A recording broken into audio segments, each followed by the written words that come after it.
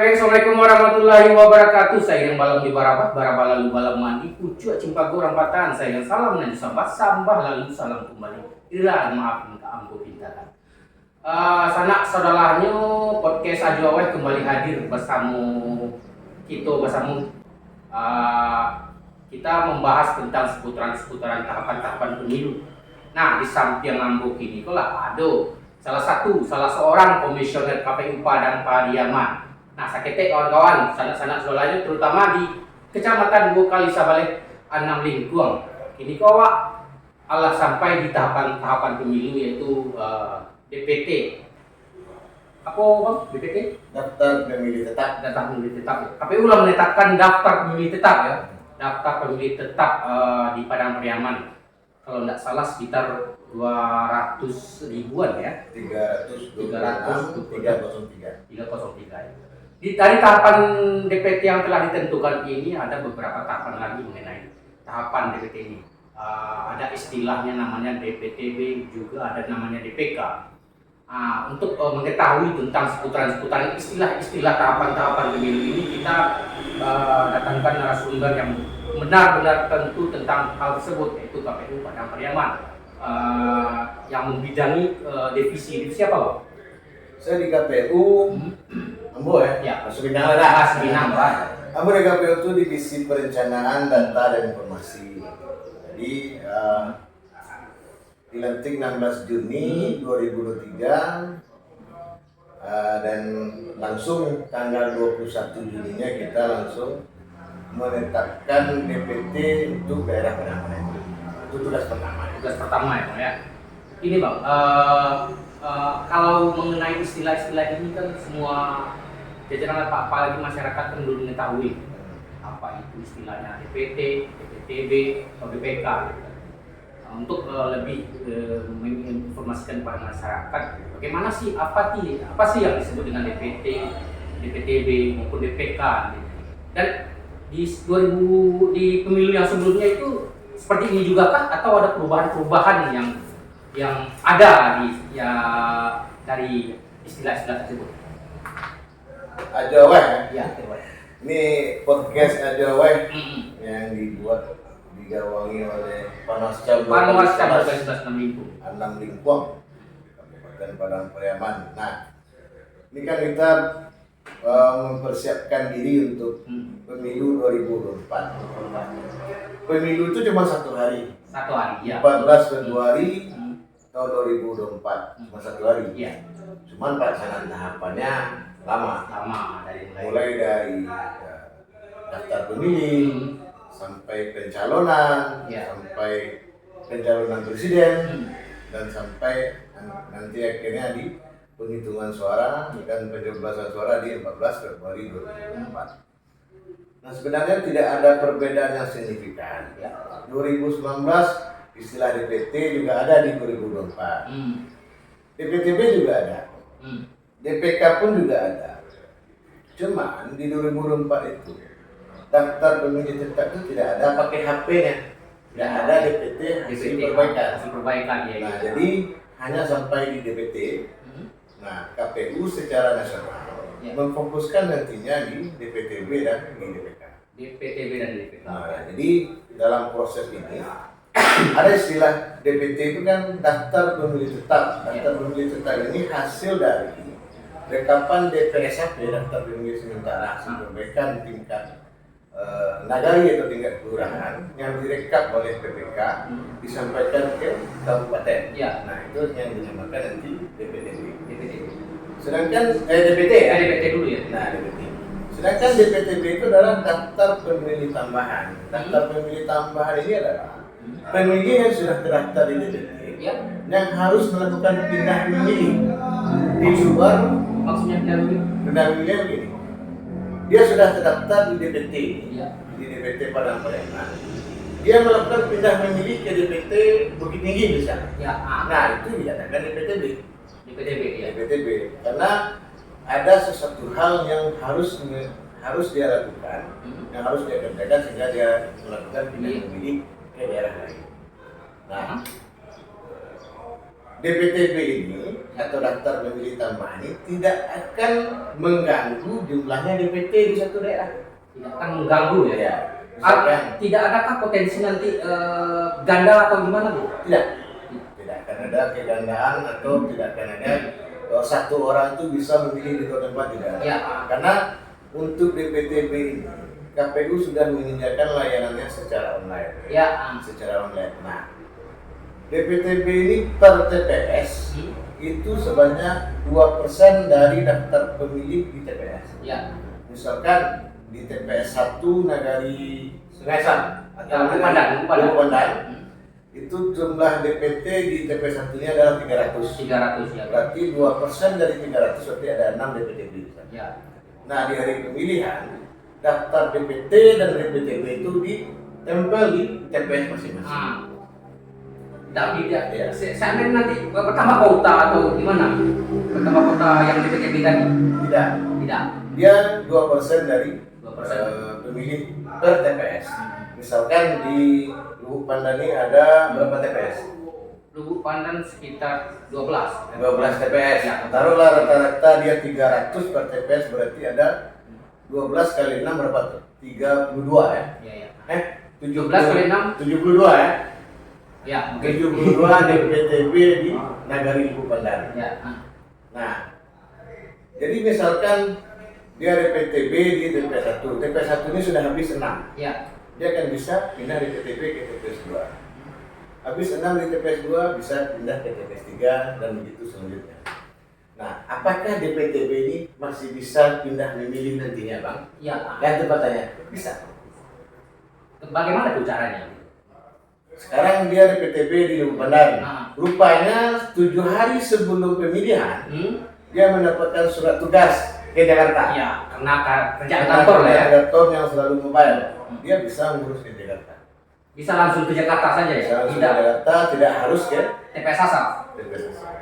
Nah, jadi begitupun orang Padang Pariaman yang ingin pindah memilih ke Jakarta bisa mengurus Jakarta, atau orang Jakarta ingin pindah memilih ke Padang Pariaman bisa mengurus Jakarta. Nah, nanti kalau mengenai hak suaranya nanti, istilahnya berapa jumlah yang akan dia dapatkan surat suara nanti ketika adanya perubahan-perubahan seperti itu? Ya, apa ada tuh jenjang-jenjangnya seperti itu? Gimana jelasin? Ada 2 jenis nih, ada WAC.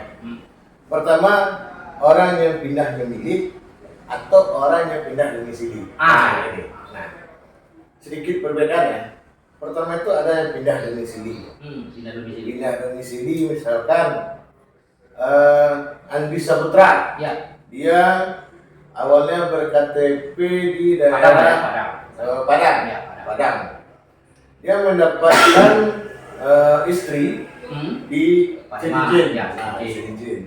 Nah, jadi 1 bulan sebelum hari pencoblosan, Andi ini sudah menjadi warga Padang Pariaman di Cirinjin. Nah, KTP-nya kan belum. Ya, belum. Nah, dia lakukanlah perubahan ID KTP di Cirinjin dan akhirnya dia menjadi penduduk pindah dari Padang ke Cirinjin. Ya, Padang Pariaman. KTP Andi Saputra ini sudah KTP Padang Pariaman, Kecamatan Dorkisbat Namingkung, Nagari Nagari Cirinjin. Nah, apakah Andi bisa memilih di Padang Pariaman, Bang? Ya. Bisa. Dengan syarat Andi tadi mendaftar sebagai DPTB di Padang Pariaman. Nah, DPTB di Padang Pariaman. Nah, berarti hak suaranya nanti? Tunggu dulu. Ya. Nah, apakah dia dapat hak suara penuh atau gimana, Bang? Kan ini pertanyaannya. Suara penuh. Kalau dia pertama, Andi sudah mendaftar sebagai DPTB dengan syarat dia sudah memberikan KTP KTP-nya dan KK-nya di Padang Pariaman ke operator di PPS atau di kecamatan atau di kabupaten. Silakan dia ngurus di mana, tidak ada masalah. Nah, di Sidali Andi diinput langsung pindah domisili. Ya kan? Pindah domisili ke Padang Pariaman. Di Sidali itu akan langsung keluar 5 surat suara. Langsung 5 surat suara. Berarti yang di Padang langsung diikat ya? Nah, Andi kan awalnya DPT Padang. Ya, DPT Padang. Itu secara sistem disilang. Dia di DPT Padang. Status Andi di DPT daerah DPTB di daerah Padang Pariaman, Kecamatan 2 kali 11 Namingkung, nagari Cincin. Ada beberapa kasus lagi, itu kan salah satu kasus itu. Misalnya kasusnya itu yang lain, coba ada contoh yang lain kasusnya. Misalnya surat suaranya hanya dapat 4 atau hanya dapat 3 gitu. Itu yang pindah domisili, ID kependudukan dipindahkan ke daerah tujuan. Ya. Kalau ID kependudukan tidak dipindahkan, dia hanya melakukan pindah memilih. Pindah memilih, misalkan kita ambil lagi Andri Saputra di Kota Padang. KTP tetap Padang ya. Daerah Kabun, daerah Purus misalnya.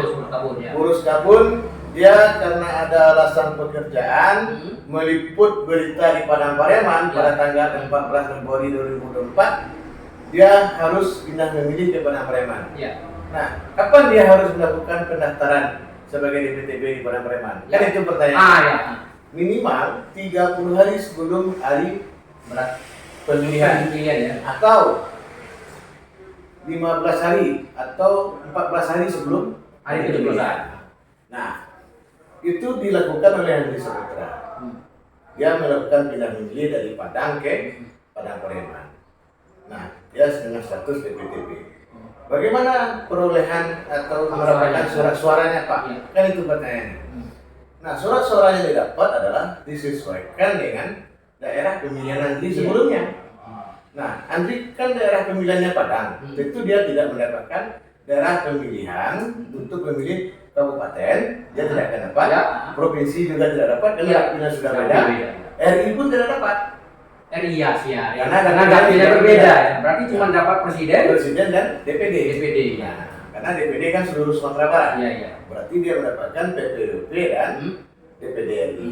Nah, dia akan dapatkan 2 kertas suara. Nah, itu perbedaan antara pindah memilih dengan pindah domisili. Berarti itu untuk DPTB yang seperti itu kita harus mendaftar dulu sebelum seminimal-minimalnya 14 hari sebelum hari pencoblosan.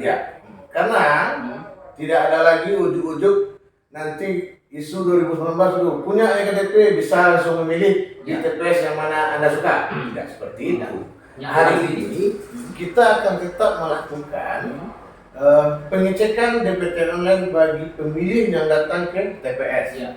Misalkan si A ini punya KTP Padang Pariaman, dia sudah mendapatkan ID KTP-nya, tapi dia tidak memilih tidak mengurus DPTB-nya ke PPK atau TPS atau ke KPU.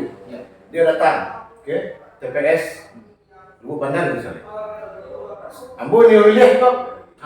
Seperti itu. Kok KTP Ambo lah KTP Padang Pariaman. Ambo punya hak milih. Nah, KPPS tidak langsung mengatakan dia DPK. Dimasukkan dia DPK dulu. Itu gimana kan? Nah, dia harus pertama dicek dulu DPT-nya. Orang yang pindah KTP tentu dia masih memakai yang lama. Harus dicek dulu DPT-nya. Rupanya dia terdaftar di DPT misalnya daerah Jambi misalnya. Jambi. Dia terdaftar di Jambi. Dicek lagi, apakah dia terdaftar di DPTB kita? Kalau tidak terdaftar, itu dia tidak bisa memilih. Harus memilih di lokasi Jambi. Di DPT di mana dia. Walaupun dia ada KTP dan sebagainya. Itu makanya melalui Ajawai kami katakan kepada masyarakat Padang Pariaman yang ada warganya atau keluarganya yang sudah pindah ke Padang Pariaman, yang sudah mengembalikan KTP-nya kembali ke Padang Pariaman, tolong segera daftarkan sebagai DPTB di Nagari Bapak Ibu. Kalau kawan-kawan masyarakat semuanya demokrasi kita biar lancar, istilahnya nasionalisme kita berjalan, kita harus membantu juga penyelenggara untuk menertibkan biar pemilu kita berjalan adil dan jujur dan makbul lah. Nah, jadi untuk itu aja, kalau seandainya orang yang pindah ID KTP ini dan sudah daftar di DPT lain tidak mendaftarkan diri sebagai DPTB, tentu tidak akan bisa memilih di tempat di mana KTP dia sudah tercatat. Itu bukan salahnya dari penyelenggara, tapi salah diri sendiri gitu. Nah, itu makanya harus didaftarkan sebagai DPTB. Kalau 2019 ini dikatakan DPK. Nah, itu perbedaannya sedikit. Beda auranya hari ini kita sudah mempunyai sistem digitalisasi dalam masalah daftar pemilih. Digitalisasi. Jadi untuk pindah memilih pun kita bisa melakukan pindah memilih dimanapun tanpa harus ke TPS asal gitu ya. Saya misalnya di TPS 3 daerah Kasang, harus pindah memilih karena alasan pekerjaan saya pindah memilih ke Secincin, tidak harus ada surat dari PPS Kasang. Saya bisa langsung ke PPS Secincin gitu. Nah, jadi tidak ada namanya DPTB itu tidak mengetahui nanti. Oh, mau tahu informasi itu? Karena di jajaran tingkat bawah KPU, DPK dan PPS kami sudah mensosialisasikan ke masyarakat terkait masalah DPTB. Nah, ini masalah DPTB. Ada lagi kasusnya ya? Nah, seperti apa? Dia datang punya KTP. KTP Lubuk Pandang nih. Lubuk Pandang. Ambon yang milih KTP elektrik. Nah, dicek DPT tidak terdaftar di DPT. Manapun di DPT terdaftar di DPT. Dia berhak menjadi DPK. Berhak menjadi DPK ya? Berhak menjadi daftar pemilih khusus. Berarti kalau KTP-nya sudah domisilinya sudah di situ, hak suaranya tetap 5 ya gitu ya? Tetap 5 berarti. Karena dia belum terdaftar di DPT manapun. Dia tidak terdaftar di DPT Loksus misalnya, atau tidak terdaftar di daerah DPT daerah lain, dan dia murni belum terdaftar di DPT, dia punya KTP, itu hak pemilihnya ada, lengkap. Kita fasilitasi dengan namanya daftar pemilih khusus. Nah, itu sedikit perbedaan ya kawan-kawan masyarakat. Jadi kawan-kawan masyarakat udah ini semuanya harus bisa memahami bahwasanya perbedaan dari DPTB tadi sama DPK itu seperti itulah gitu. Kalau kawan-kawan tidak terdaftar di DPT, kawan-kawan masih bisa untuk mencoblos di RDH. Kalau domisili di KTP kawan-kawan yang baru, istilahnya di domisili itu, kawan-kawan bisa langsung kepada hari pencoblosan. Berbeda dengan DPTB, kalau kawan-kawan misalnya KTP, kawan-kawan tetap di situ, kawan-kawan ingin mencoblos, tapi kawan-kawan tidak melapor ke PPS sebelum minimalnya 14 hari sebelum pencoblosan, kawan-kawan tidak ada hak pilih di sana gitu. Seperti itu. Mungkin seperti itu ya, Bang ya. Jadi intinya DPK ini orang yang belum terdaftar di DPT dan di DPTB. Jadi dia belum terdaftar di dua hal itu. Nah, jadi perlu kita pahami nanti di DPT lain itu akan terlihat Andri Caniago ini memang teman saya Andri Caniago di mana namanya Andri Saputra ini rupanya sudah menjadi DPTB di Padang. Jadi Andri milih lagi ke Secincin. Andri sudah di Padang DPTB Padang dan tidak sempat mengurus lagi balik ke sini. Nah, jadi itu nggak bisa juga. Walaupun Andri asli orang sini. Gitu. Jadi kita harus bisa memperhatikan karena pertama kalau untuk DPTB ini, nah ini ada beberapa. Saya mohon maaf ya, syarat pemilih itu ada 9 syarat seseorang menjadi DPTB itu. Pertama itu bertugas di tempat lain. Nah ini bisa dia pilih pada H-30. H-30 ya. 15 Januari 2024. Yang kedua menjalani rawat inap atau mendampingi pasien rawat inap. Sakit berarti. Nah, ketiga tertimpa bencana. Keempat menjadi tahanan rutan atau lapas atau menjadi terpidana. Laksus tadi gitu ya. Kelima menyandang disabilitas yang dirawat di panti sosial atau panti rehabilitasi. 6 menjalani rehabilitasi narkoba. 7 bekerja di luar domisili. 8 menjalani tugas belajar atau menempuh pendidikan menengah atau tinggi. 9 pindah domisili. Nah, ini bisa diurus H-30 atau per 15 Januari 2024. Ada khususnya di H-7. Di H-7. Berarti masih bisa di H-7. H-7, H-29 hingga H-7 atau 7 Februari 2024. Pertama itu orang yang masih bertugas di tempat lain masih bisa di H-7. Menjalani rawat inap masih bisa di H-7. Tertimpa bencana masih bisa di H-7. Menjadi tahanan rutan atau lapas. Nah, ini apa syarat dukungannya? Syarat dukungannya. Orang yang melakukan DPTB ini tentu mempunyai kayak orang yang menjalani surat tugas, tentu ada surat tugasnya yang diupload di Sidali. Kalau dia masih dalam sakit, tentu surat sakitnya yang dari dokter sakit dilampirkan di Sidali. Kalau tertimpa bencana tentu surat dari BPBD. Atau menjadi tahanan rutan tentu dari rutan atau khusus tempat dia ditahan. Nah, ini rutan ini seperti ini. orang pemilu 14 Februari. Ya. Tanggal 10 tanggal 1 Februari dia tertangkap. Tertangkap atau bebas. Nah, kan dia belum terdaftar di Loksus tuh. Iya. Nah, dia DPTB di sana. Berarti di PTB di Loksus. Di Loksus. Nah, gitu. Nah, atau sebaliknya, di tanggal 1 Januari orang ini lepas. Bebas dari Loksus. Nah, pada mereka kan tidak ada lokasi khusus. Tidak ada penjara atau tidak ada lokasi khusus penjara kita. Berarti dia bisa memilih di tempat domisilinya. Nah, tunggu dulu. Nah, dia bebas. Dia mempunyai KTP Lubuk Pandan, nah kecamatan lokali 11 Namenkum. Nah, tadi Lubuk Pandan. Dia terdaftar di DPT lokasi khusus. Ya, kan? Nah, dia harus menjadi DPTB di daerah dia sendiri. Iya. Pandan ini. Nah, dia jadi DPTB di sini. Berapa dia punya kertas suara? Karena dia sudah punya KTP yang sama, dapil yang sama di sini, tentu dia dapat full ya, kertas suara.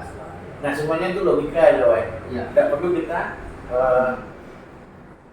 kita analisa karena dia KTP-nya sudah di sini. Dia baru keluar dari penjara, DPT-nya terdaftar di Loksus, tentu dia DPTB di kampung dia sendiri. Nah, gitu. Nah, jadi ada dua hal. Pertama ada H-30 dan bisa di H-7 pengurusan DPTB. Nah, Bang, rupanya di lepas itu masih ada, Bang. Itu tidak bisa lagi. Berarti itu tidak bisa lagi kita urus masalah DPTB. Nah, DPK ini kan tadi orang yang belum terdaftar di DPT dan di DPTB. Nah, bagaimana dengan pemilih pemula ini, Bang? Iya, kan itu ada pertimbangan. Tentu hari ini kita tetap melihat berapa per tanggal ini orang yang berumur 17 tahun. Iya. Tentu dia akan masuk DPK. Itu yang akan kita akumulasi nantinya di surat tambahan suara. Nah, untuk surat tambahan suara ini KPU RI belum mengatur regulasi secara khusus. Kita masih memfokuskan dan memviralkan terkait masalah DPTB ini. Supaya masyarakat kita yang pulang kampung, pindah domisili, pindah memilih harus terdaftar. Nah, semangat KPU hari ini adalah menjaga hak pilih, supaya setiap masyarakat, setiap warga negara bisa menyalurkan hak pilihnya. Jadi kami tidak akan membiarkan masyarakat tidak bisa memilih, tapi dengan syarat dan ketentuan itu berlaku. Nah, seperti kata Telkomsel kan, ini bukan apa ya, Bapak Ibu, bukan iklan ya.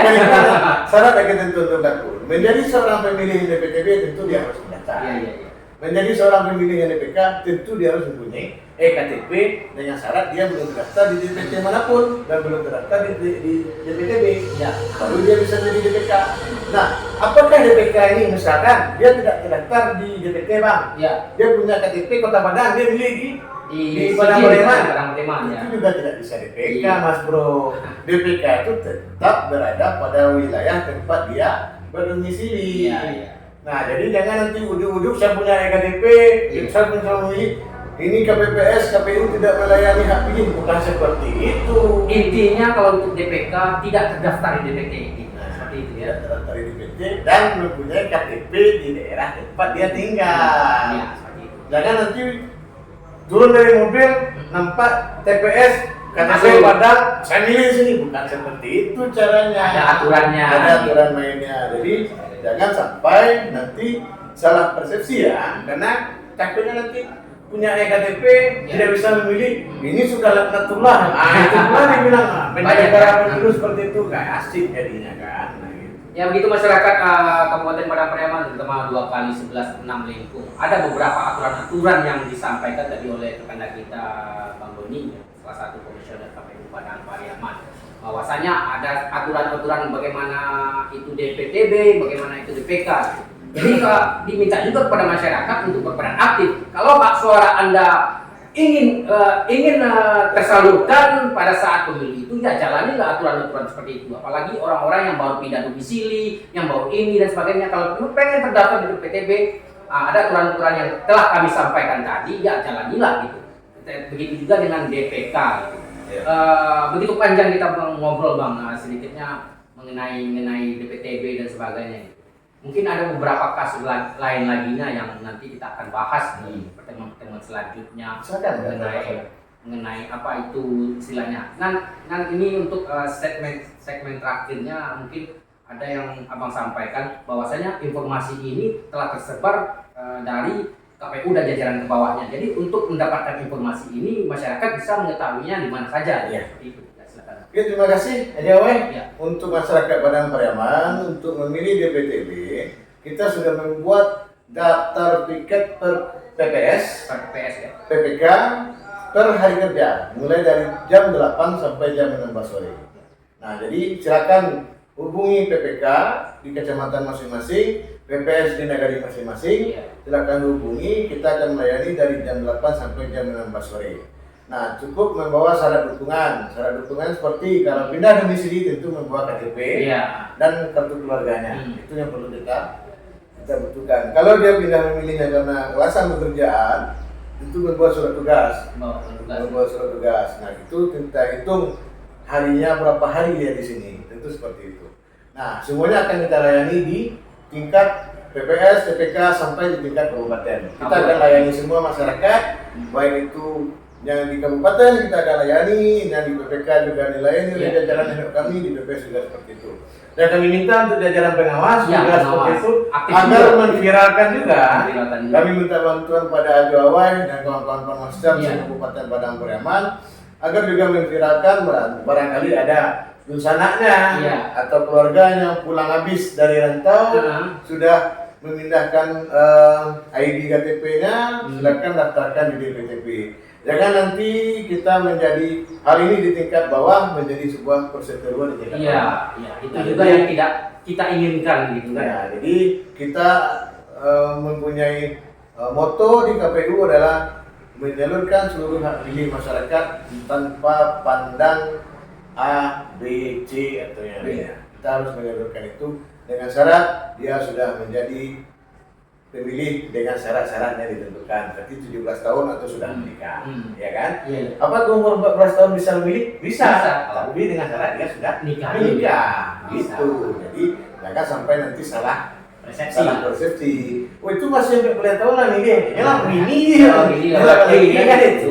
Nah, jadi intinya masyarakat tolong disampaikan kepada saudara, sanak saudaranya yang ada rencananya pulang, ada rencananya tinggal di kampung, ingin memilih di kampung, ya silakan urus DPTB-nya.